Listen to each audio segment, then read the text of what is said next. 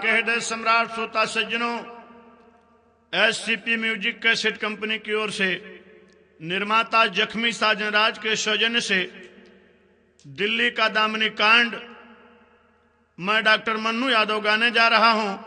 सामाजिक प्राणी होने के नाते समाज के हर लोगों की जिम्मेदारी बनती है। समाज में मेरी कंपनी और मेरा एक निवेदन है, यह वह देश है जहां नारियों की पूजा होती थी, आज भी हो रही है, लेकिन चंद हैवानों ने मेरे दिल्ली को, मेरे देश को, मेरे भारत की अस्मिता पे चोट पहुंचाई है। जहां यह कहा जाता रहा कि यत्र नार्यस्तु पूज्यन्ते रमन्ते तत्र देवता, जहां नारियों की पूजा होती है वहां देवता निवास करते हैं। लेकिन दिल्ली में और राम सिंह दरिंदे ने दामिनी जैसी बेटी जो मेडिकल की छात्रा थी उसके साथ जो सामूहिक गैंग रेप किए, उस दुष्कर्म से आज दिल आंसुओं से भरा हुआ है। आवाज देते हैं कवि जी चार लाइन बिरहा की पंक्तियों में। कुदरत का अनमोल तोहफा है नारी, संसार सृष्टि की शोभा बढ़ाई। उमा लक्ष्मी श्याम सीता सवित्री, यही नारी शक्ति स्वरूपा कहाई। नारी से ही नर नारायण हुए पैदा, नाम नारी का नर से भी पहले रहा है। उसी नारी की लाज खतरे में हर पल, कांपती भय से नर को हया ही कहाँ है।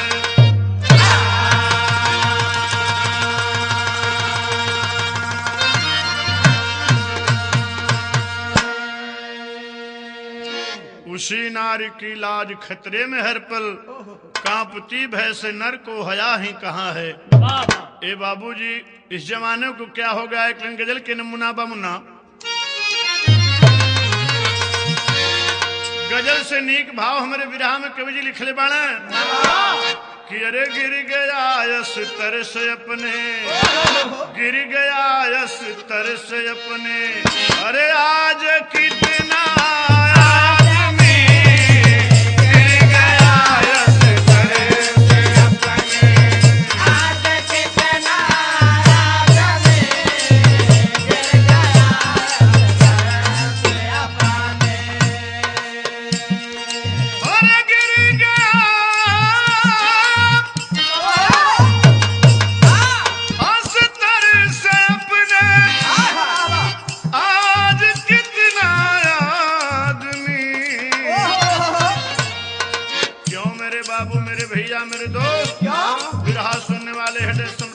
सज्जनों, इसलिए कि बेहतर दिखते हैं पशु भी, बेहतर दिखते हैं पशु भी, नीच कितना आदमी, बेहतर दिखते हैं पशु भी।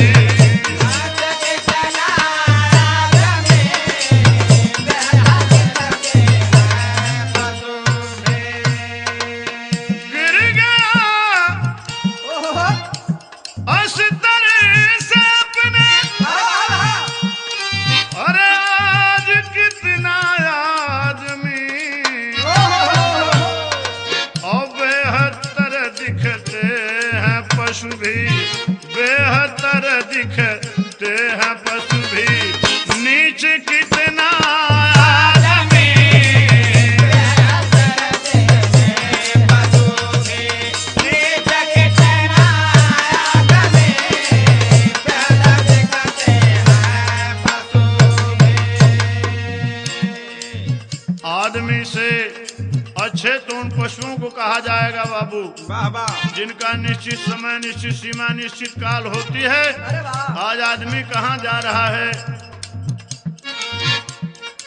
जिसके गोदी में मर्दों ने जन्म पाया है, उसी नारी को सदियों से कितना सताया है।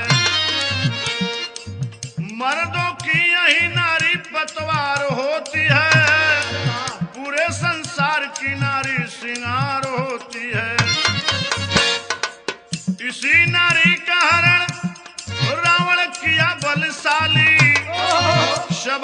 बीच नंगी हो रही थी पंचाली। लाखों रावण दुशासन आज इस जमाने में, लाचार नारियां हैं आबरू बचाने में। लूट अपहरण बलात्कार रोज जारी है, साधु के भेष में भी छिपा व्यभिचारी है। पावर पद पैसा से इज्जत छीन लेते हैं, मजबूर नारी को रोने भी नहीं देते हैं। दिल्ली राजधानी का भी फीका देखो रंग हुआ, शर्म कहने में है जो दामिनी के संग हुआ। आज आवाज आती है बाबूजी, उस दिल्ली राजधानी के अंदर मेडिकल की होनहार छात्रा 1 महीने जिसका इंटर्नशिप बाकी था, 1 महीने बाद ही वो अपने परिवार के जिम्मेदारियों का भार अपने कंधों पर लेने वाली थी। आया है बाबूजी, देखें कहानी आगे बढ़ती है। उस देश की बेटी बलिया निवासी नरही के पास जिसका गांव बताया जाता है, उस गांव की बेटी का हालत क्या हुआ, एक लाइन तरज के नमूना बा मास्टर।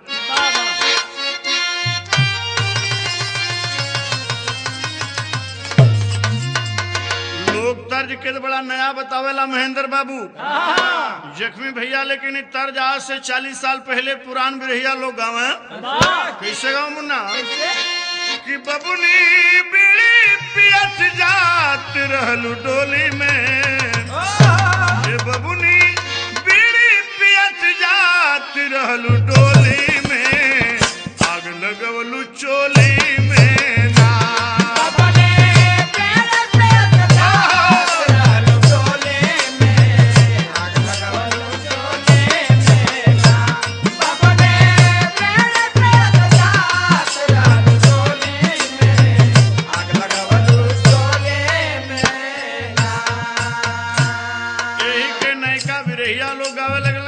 भोजपुरी वाला के शुरू कैले का कि सैया लड़का नियर सूत जाला कोरा में,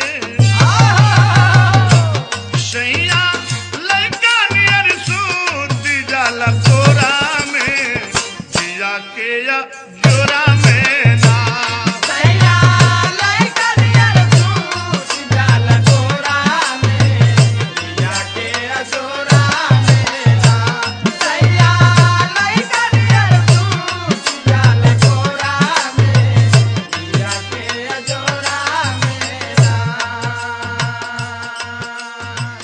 कहानी की ओर चले बाबूजी, का नया का पुरान। कहीं बिरहा में बड़ी मार्मिक बात लिखे कवि जी, सामाजिक बात लिखे हैं कि नारी मर्दन का कब तक खिलौना रही है, नारी मर्दन का कब तक खिलौना रही है, गोड़ कभी छौना रही है ना।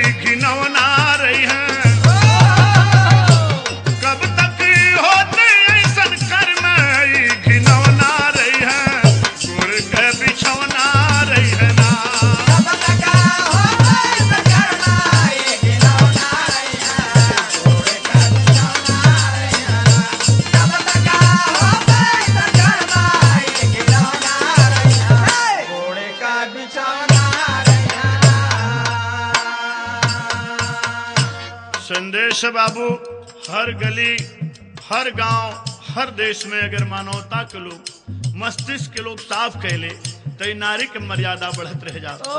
देखे कहना बा नारी का मान सब कर साथ बा। नारी का मान सब साथ बा। नारी का मान सब साथ बा। अरे नारी से सब कर ऊंचा यही माथ बा। नारी से सब कर ऊंचा यही माथ बा। नारी से सब कर ऊंचा यही माथ बा। तो नारी मर्दन का कब तक खिलौना रही है।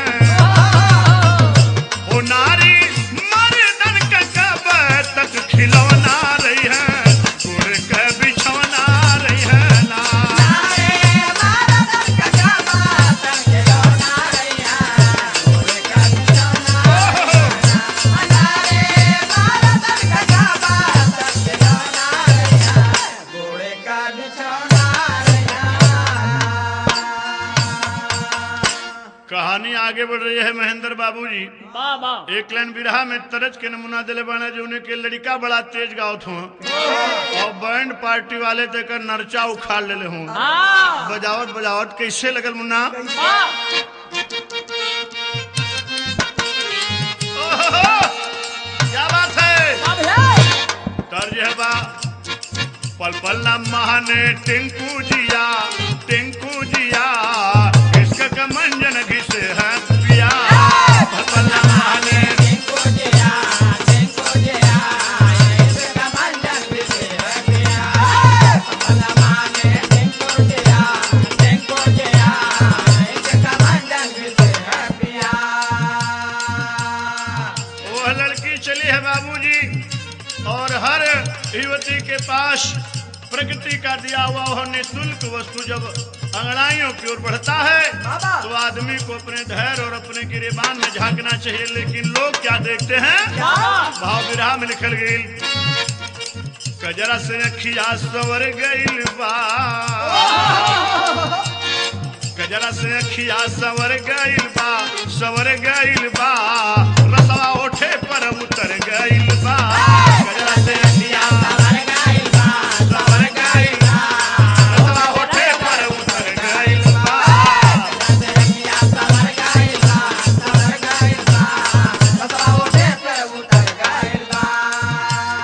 कैसनी फैशन के आयल बहार बा। आयल बहार बा हो और फैशन के आधा देह ढकल त आधा उघार बा।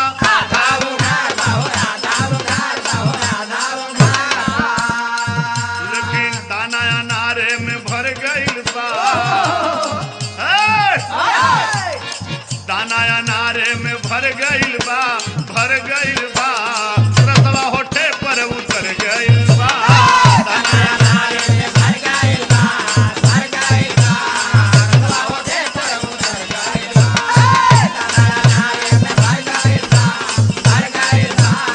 रसवा होठे पर उतर गईल बा। ई तरह बाबूजी बिरहा के भाव तनी कहानी आगे बढ़त बा। बिरहा के भाव में विदेशिया के मूल लाइन आइल बा। ये विदेशिया में का लिखले बाण भाव कवि जी। दामिनी दुलारी बेटी हो बलिया के प्यारी बेटी और मेडिकल का छात्र होनहार हो भवनिया। सपना सजा के दिल में बढ़त रहल दिल्ली में और डॉक्टर बने के भारी लेके लगनिया। डॉक्टर बनने का सपना सजाई वो दामिनी नाम की बेटी जिसके नामों में एक नाम बाबूजी जुड़ता है इतिहास के पन्नों में। आखिर डॉक्टर बनी और उस छोटे से गांव से निकल कर आई थी जिस गांव में कोई डॉक्टर की डिग्री वाला नहीं था। उम्र 20-22 गोर सुघर बदनिया हो अरे लक्ष्मी के नियर रहली मोहनी भावनिया। 16 दिसंबर के रातऊ सहरिया में और रहली बॉयफ्रेंड सहपाठी साथ रनिया। परिवार वालों ने बताया कि उसका एक मित्र भी था, सहपाठी भी था, जिसकी जानकारी घर वालों को पहले से थी। वह रात के बेला में फिल्म देख कर आ रही थी, नाइट शो देख कर आ रही थी। बाबूजी होता क्या है, जरा कहानी में एक तरज के नमूना बा।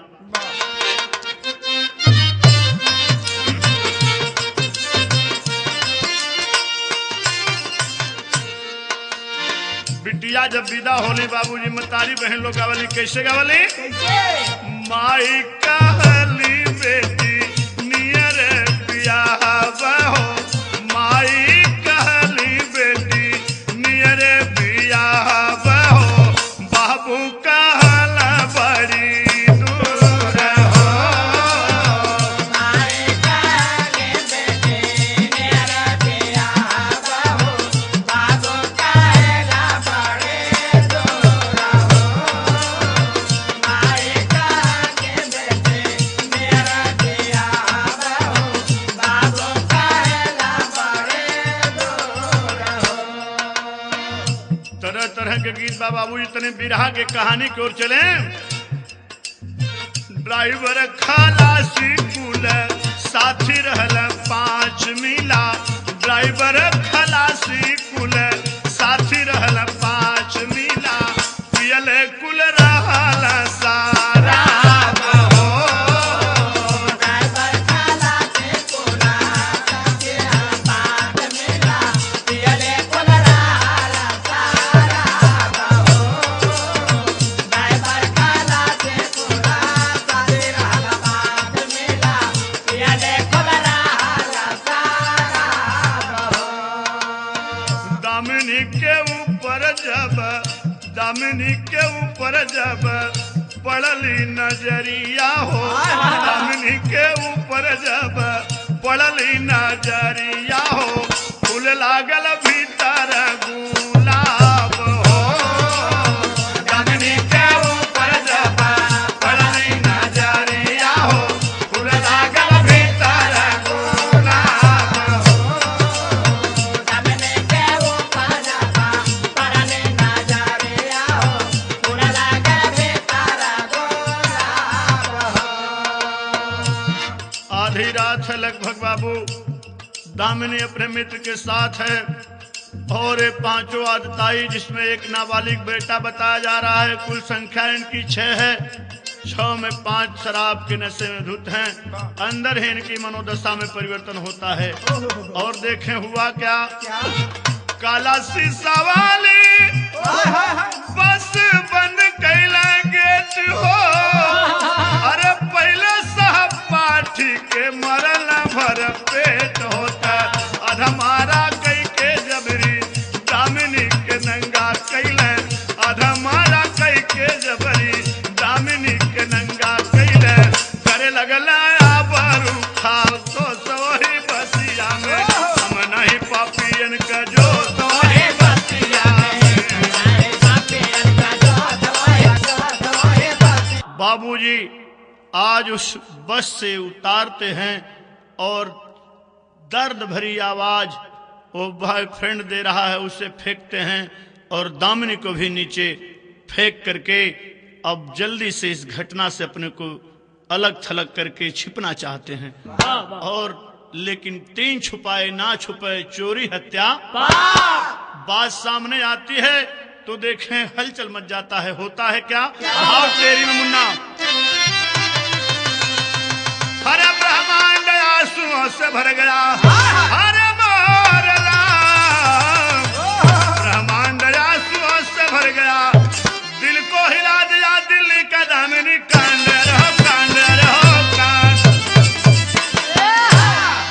दिल को हिला दिया दिल्ली का दामिनी कांड हो, ब्रह्मांड आंसुओं से भर गया। धिक्कार है आज हम सभी को, क्योंकि 21वीं सदी में खड़े हैं, पढ़े हैं लिखे हैं, हम बनते सामाजिक गुणों से परे हम पड़े हैं। हुमायूं विदेशी मुसलमान शासक कर्मावती का राखी पत्र पाकर विकट लेके से ना लड़ा जंग ना हर लौटा बहन की मर्यादा बचाकर। अफसोस है इन धर्म भाइयों पर, धर्म की बहन कहकर राखी बंधाते, दबे स्वर में कहते हैं हो खूबसूरत, फिर इश्क का उससे चक्कर चलाते। मंदिर में देखो मजारों में देखो, एक नहीं तू हजारों में देखो, खादी चाहे खाकी पहने हुए रहनुमा है, रक्षक है इनके बाजारों में देखो। न जाने कितने द्रौपदियों की इज्जत लुटने वाले को देखा है चोलाधारी, ना जाने कितने बहु बेटियों की इज्जत लुटने वालों को देखो चोलाधारी। पद पैसा से दोषी निर्दोष कितने बेबस व्यथित आज अबला बिचारी। आखिरी जमाने को क्या हो गया है, ये आवाज उठती है बाबूजी, और आवाज दिल्ली के सड़कों पे आती है। इंडिया गेट के सामने आवाम के लोग खड़े हैं, कोई नेतृत्व करने वाला नहीं, टुकड़ियां आ रही हैं, कहीं यहाँ विश्वविद्यालय से, कहीं वहाँ विश्वविद्यालय से, वहाँ कॉलेजों से युवाओं की फौज बढ़ती जा रही है रायसीना हिल्स की ओर। तो लिखना पड़ा, भाव पहपट में लिखा गया है, हर प्यास बुझा के अरे पांचों नीचे का साई यही रतिया में, अरे फेंक दिए दोनों को तब न्याय यही रतिया में।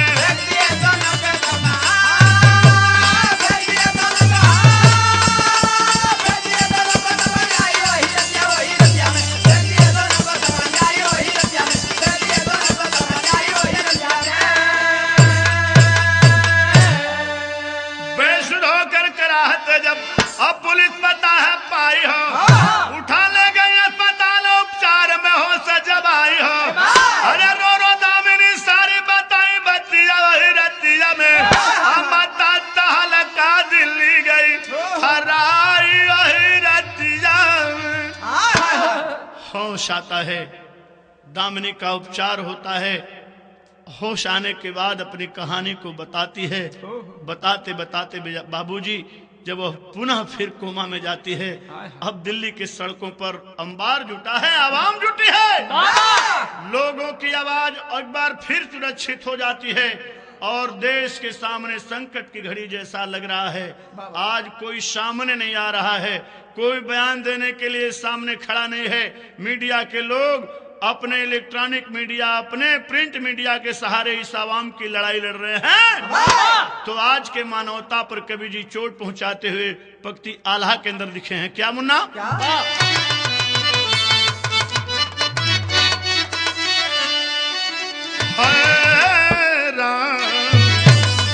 जो समय जब हो के होश खोई दिला आदमी बाबू,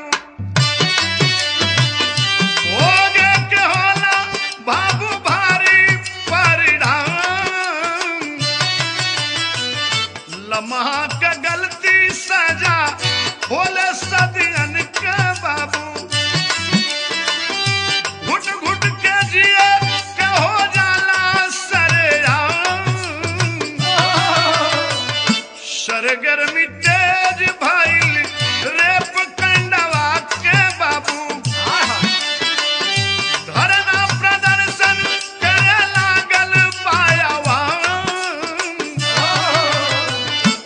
संगठन नारा बाजी करे लगला पंचो, जनता के आगे पुलिस भइल बाना काम। जरा विचार करेंगे, पुलिस के सामने दुविधा है, लोग राष्ट्रपति भवन के दरवाजे रायसीना हिल्स के ब्रैकेट को तोड़ते हुए आगे बढ़ रहे हैं। दिल्ली पुलिस के जवान सुरक्षात्मक व्यवस्था से लगे हैं, लेकिन आवाम की आवाज उनकी साहस को तोड़ते हुए आगे बढ़ रही है। सुरक्षात्मक कदम उठाते हुए लाठी चार्ज करते हैं, पानी की बौछारें मारी जा रही हैं। ठिठुरन भरे सर्दी भरे महीने में जब तापमान जो है कि 9 और 8 डिग्री के बीच में है, भोर में खड़े हुए लोगों को अब पानी के बौछारों से हटाया जा रहा है। तहलका मच गया, शीतकालीन अधिवेशन भी चल रहा है। संसद में लोगों के सामने बात जाती, होता क्या है? संसद में बहसा बहसी मचल कंडवा के बाबू,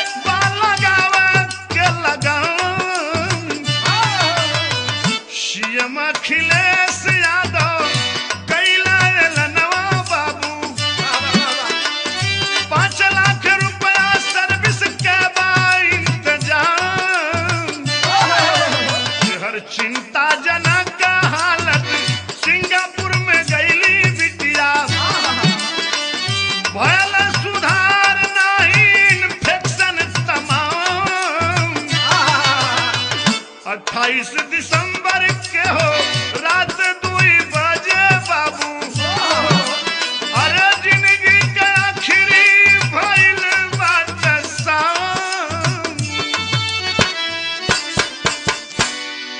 बाबूजी हालत में सुधार नहीं। हाय हाय। एक दिन पहले चहलकदमी की थी, दूसरे दिन बाबूजी उसका मेडिकल बुलेटिन जारी होने वाला था, लेकिन 26 दिसंबर 2012 को विशेष विमान से उस लड़की को माउंट एलिजाबेथ हॉस्पिटल सिंगापुर में ले जाया गया, जहां हमारे भारत के उच्चायुक्त राघवन जी की देखरेख में उसका इलाज शुरू होता है।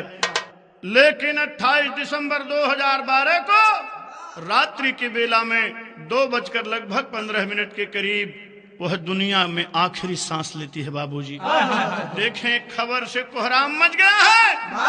आवाम के सामने उहापोह की स्थिति है। सरकार निर्णय लेने में परेशान है कि आखिर उस डेड बॉडी को हिंदुस्तान कब लाया जाए।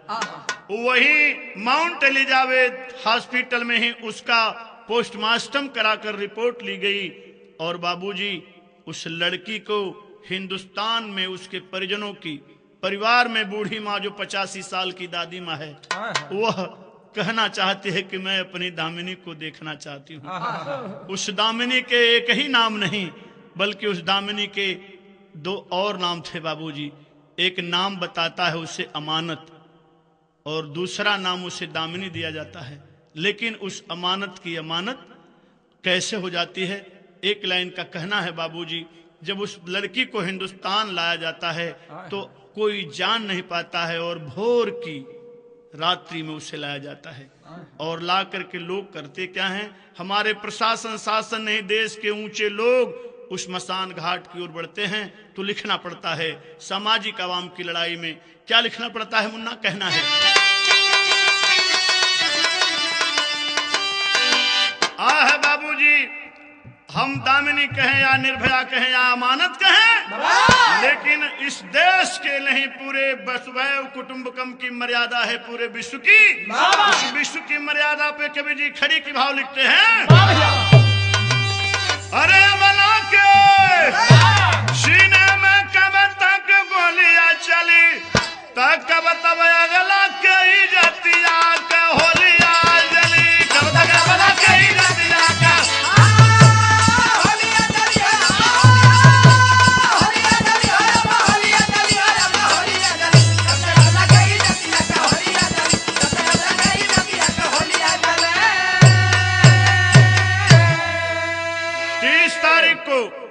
दामिनी का जो शव है वो चार्टर प्लेन से आता है इंदिरा गांधी अंतर्राष्ट्रीय हवाई अड्डा दिल्ली में, और माननीय सोनिया गांधी और देश के प्रधानमंत्री डॉक्टर मनमोहन सिंह द्वारिका सेक्टर के उस स्मशान घाट पे ले जाकर के, जो द्वारिकापुरी के लिए वो स्मशान घाट बना है, परिवार के लोगों से पत्रकार पूछते हैं आप लोग क्या चाहते हैं? माता पिता चूंकि साथ में गए थे, उन लोगों ने कहा जो सरकार चाहती है वही हम भी चाहते हैं। असहाय के लिए सहायता कौन देने वाला है? आखिर बाबूजी वो दादी माँ की इच्छा थी कि मेरी बेटी की लाश बलिया जनपद के उस गांव में आए जिस गांव में वो पली बढ़ी खेली थी, लेकिन सरकार देख रही है कि देश में लोग उग्र हैं, कहीं से कोई बड़ी घटना न घटे, इसलिए परिवार के लोगों ने मौन स्वीकृति दी, और उसे दिल्ली में ही बाबूजी उसका 30 तारीख को दाह संस्कार कर दिया गया। अस्थि कलश को लेकर आने का बात था, 1 जनवरी 2013 को अस्थि कलश आनी थी बाबूजी, वो अस्थि कलश आई और शाम तक देर रात तक अस्थि कलश को परिवार के लोगों को दिखा करके और बलिया के गंगा में प्रवाहित कर दिया गया। तो देखें, कहना पड़ता है, क्या लिखना पड़ता है कि जबरा मारे रोवे न दे। उसकी मानवीय संवेदनाओं के साथ मरने के बाद भी ये सवाल उठता है, मैं नहीं कहता, ये आवाम के लोग सवाल करते हैं कि क्या उसकी बूढ़ी दादी माँ को उसके शव को देखने का अधिकार नहीं था? लेकिन एक तरफ शासन है, एक तरफ प्रशासन है, एक तरफ आवाम है, एक तरफ विश्व का वो समुदाय है। हक बनता है अकॉर्डिंग टू इंडियन कॉन्स्टिट्यूशन अपने डेड बॉडी को अपने हाथों में लेकर अपने इच्छित जगह पर दाह संस्कार करने की एक नई परंपरा भारत में चली। तो हम सबको सोचना है और लिखना पड़ा। क्या लिखना पड़ा? कांतहीन हो गई दामिनी मृत्यु से यहाँ पे सोई, दशा में जन्मना नगी पर आई, तब बुझल मानवता के ज्योतिया कहोलिया जले।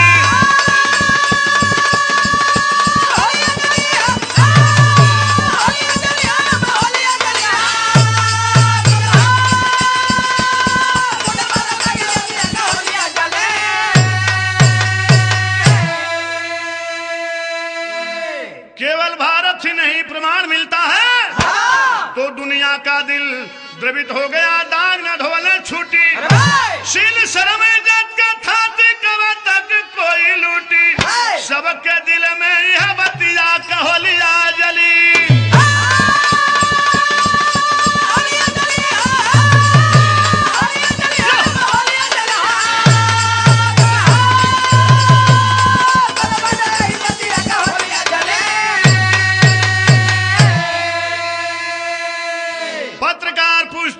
परिवार के लोगों से पिता कलप कर सीने पर हाथ रखकर अपने गांव वालों से वादा किए थे कि 1 माह में इस गांव को डॉक्टर मिल जाएगा। गांव वाले बड़े खुश थे बाबूजी, लेकिन देखे हुआ क्या? माता पिता परिवार का सपना भइला चकनाचूर। अरे पापी फसल 302 में टूटल बा गरूर, तमाजा हो गई मौतिया कहोलिया जली।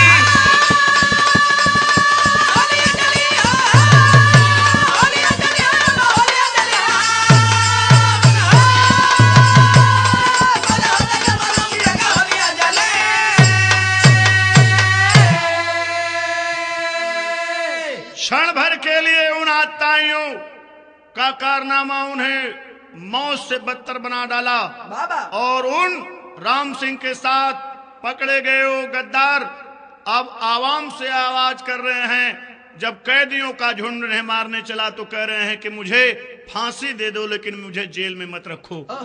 आज उस अबला की बाबूजी ऐसी कहानी को सुन करके लोग दांतों तले उंगलियां दबा रहे हैं। आवाम के सामने जवाब और देने का कोई वक्त नहीं बचा तो राजनेताओं ने एक विशेष फास्ट ट्रैक कोर्ट की स्थापना कर डाली और जस्टिस को बैठा करके एक आयोग बना दिए और त्वरित कार्रवाई के तहत उसका निर्णय आना चाहिए। तमाम बातें उठ रही हैं, लेकिन जरूरत है सब अपने अपने मस्तिष्क में, अपने अपने परिवार में, अपने अपने दिलों में, अपने अपने आचार व्यवहार में सबको सोचने की जरूरत है। कानून चाहे जैसा भी बन जाए लेकिन सुधार लोगों के आत्मा की आवाज से होगी। यही आवाज है तो कहना पड़ा आखिरी परिचय, खानदान का परिचय, गुरु घराने का परिचय। गुरु बिहारी गुरु गणेश नंदन राम जी आवन, स्वर्ग गए गुरु रमधारी जी विमल ज्ञान दे, ब्रह्मांड आंसुओं से भर गया, चरण रक्षा के बस डिमांड, ब्रह्मांड आंसुओं से भर गया।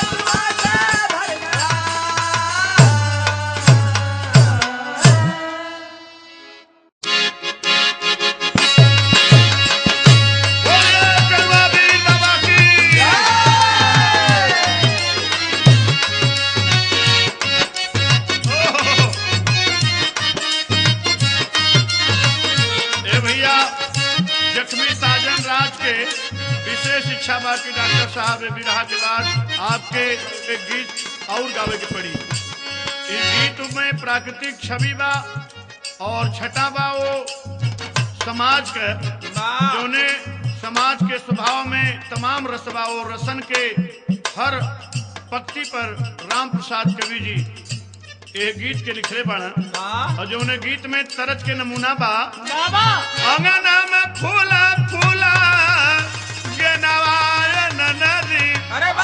अरे अंगने में फूला फूला गनवाय नदी, तुअरे बधाइया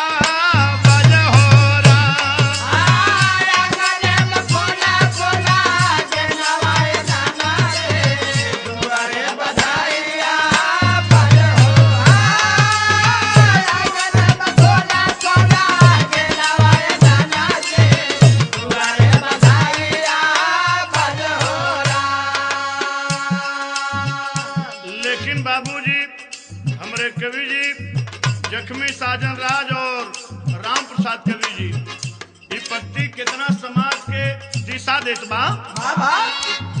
बेटा दुख देला कब, बेटा दुख देला कब गोद का खिलावल। जरा ध्यान से सुने आप लोग। अरे वाह, बेटा दुख देला कब गोद का खिलावल त बेटा जनमावल कोई छोड़ देगा। बेटा दुख देला कोई गोदी का खिलावल, बेटा जनमावल कोई छोड़ देगा। बेटा दुख देला कोई गोदी का खिलावल, बेटा जनमावल कोई छोड़ देगा। एससीपी म्यूजिक कंपनी, जख्मी साजन राज और मान्य हमारे इस गीत के लेखक कवि राम प्रसाद जी समाज में संदेश क्या देते हैं। चुटकी भर से नूरा पे बिटिया बिकाली,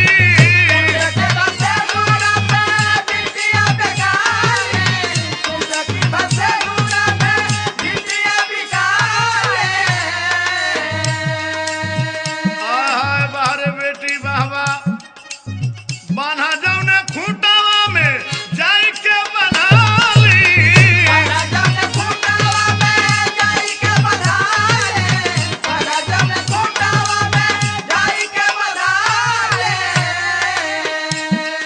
अरे बिटिया बेचारी ससुरारी में मराली त, बिटिया बेचारी ससुरारी में मराली त ससुरा पठावल कोई छोड़ देगा।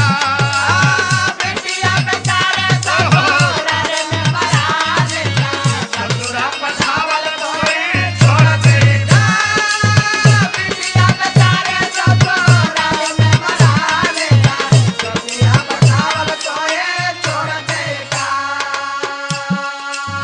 आस्था परमानी आर प्रसाद जी चोट करते हैं जख्मी साजन राज के सौजन्य से। क्या संकट मोचन मंदिर में याद करेंगे, संकट मोचन मंदिर में भयल बमबारी।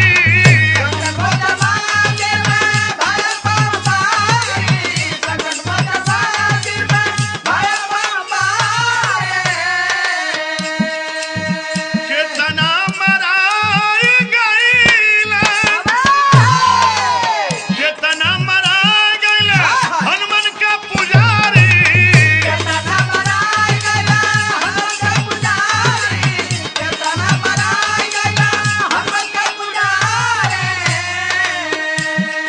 का संकट मोचन मंदिर के चौखट के ऊपर, संकट मोचन मंदिर के चौखट के ऊपर सिरवा नवावल कोई छोड़ देगा। चौखट के ऊपर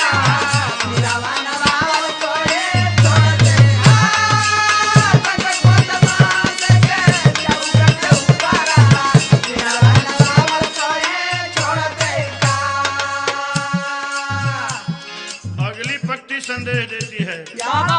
जननी के जगह में स्थान पौली गैया,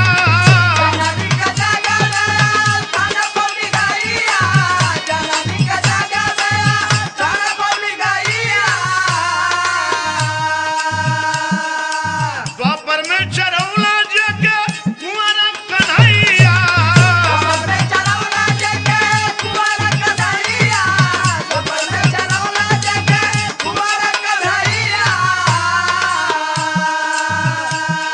का गैया लगत के कबो लात मार देली, गैया दुहत के कबो लात मार देली त गैया लगावल कोई छोड़ देगा।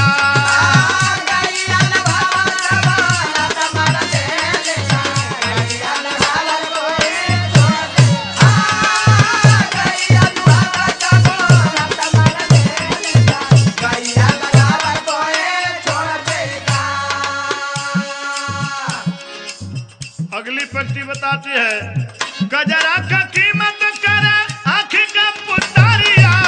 गजरा का कीमत करे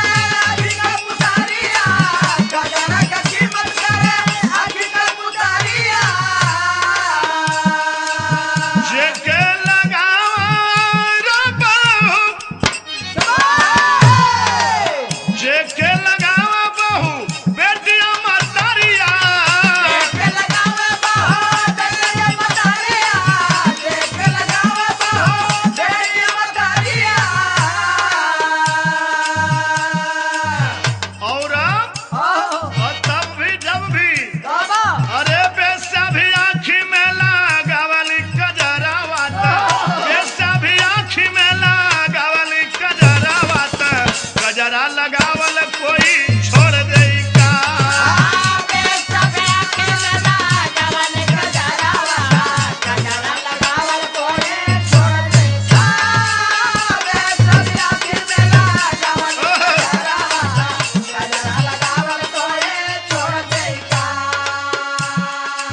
जड़वा बीर बाबा से जोड़ के पीतिया,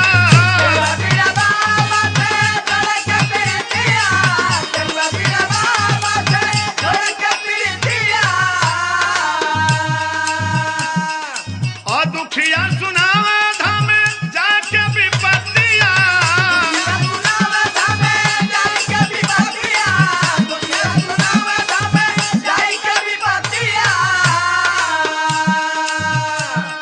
अरे राजी सुने में काबो, दुखड़ा लोग सुनावे जाले, देवता के सामने अर्जी करेले, अभिलाषा आकांक्षा पूर्ण करे के विनती करेला।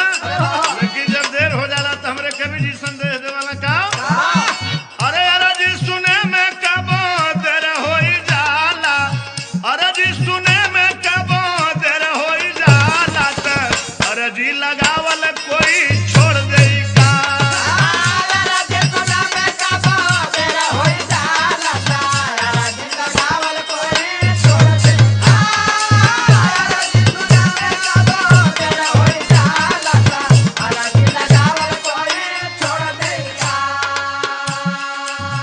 देखें वो धाम कहाँ है?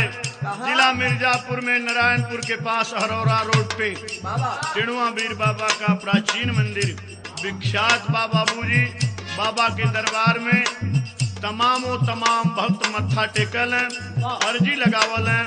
हमरे राम प्रसाद कवि जी जख्मी साजन राज भी टिणुआ वीर बाबा के अन्य भक्त हुआ, हर खुशी में बाबा के दरबार में आवल हैं।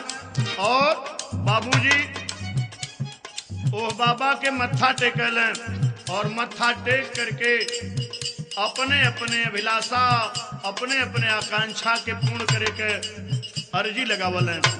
ए लिए कहना बा, गुरु बिहारी हारी नंदन तन मन से आए,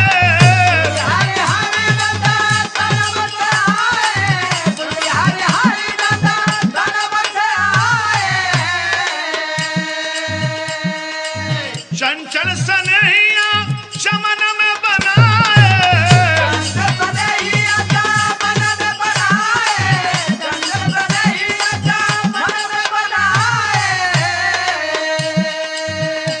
और आखिर में बड़ी ऊंची बात लिखे हैं कवि जी, अरे राम प्रसाद का बहू बिगड़ जाल गीतिया। हमान के भी विराह के दंगल 100 ठेगावल जाला तो 2-4 ढेरे खराब हो जाला। राम प्रसाद कबहू बिगड़ जाल गीतिया, मनु से गवावल कोई